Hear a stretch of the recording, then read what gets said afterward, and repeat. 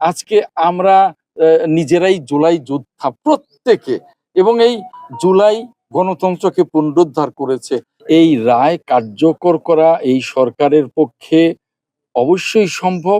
আপনি জানেন যে আদালতের আরো কিছু প্রসিডিউর আছে, যেমন যে আদালত থেকে এই রায়টা হয়েছে তার থেকে উচ্চ আদালত আছে, তারপরে উচ্চ আদালত আছে।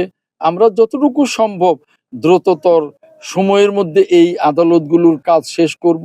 এদিকে যারা বাইরে, শেখ হাসিনা সহ বাইরে পলাতক আছে, তাদের বাংলাদেশে আনার বিষয়ে বারবার আমরা যে দেশে পলাতক সেই দেশের কর্তৃপক্ষের সাথে যোগাযোগ করছি। আমরা যোগাযোগ অব্যাহত রেখেছি, যোগাযোগ অব্যাহত রাখব। যারা আসবে না বা আনার কোনো সুযোগ আমরা পাবো না, বা সেই সরকারের কোনো সহযোগিতা পাবো না, এদেশে যারা আছে আমরা তাদের অন্তত রায় কার্যকর করবার জন্যে সর্বশেষ আদালতের ধাপটি শেষ হলে আমরা দ্রুততার সাথে শেষ করে আমরা কার্যকর করবার চেষ্টা করব।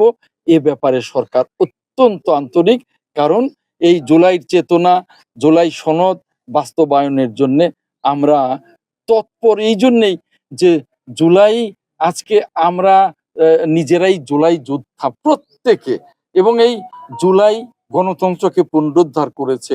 জুলাই একটি নির্বাচিত গণতান্ত্রিক সরকার উপহার দিয়েছে। আমরা যদি গণতান্ত্রিক সরকার এবং গণতান্ত্রিক সংসদ নিয়ে এগিয়ে যেতে পারি, বাংলাদেশ ইনশাল্লাহ অনেক এগিয়ে যাবে। আর তার অবদান, তার জন্যে এই আবু সাইদের, ওই ওয়াসিম আকরামের অবদান তো আমরা অস্বীকার করতে পারবো না।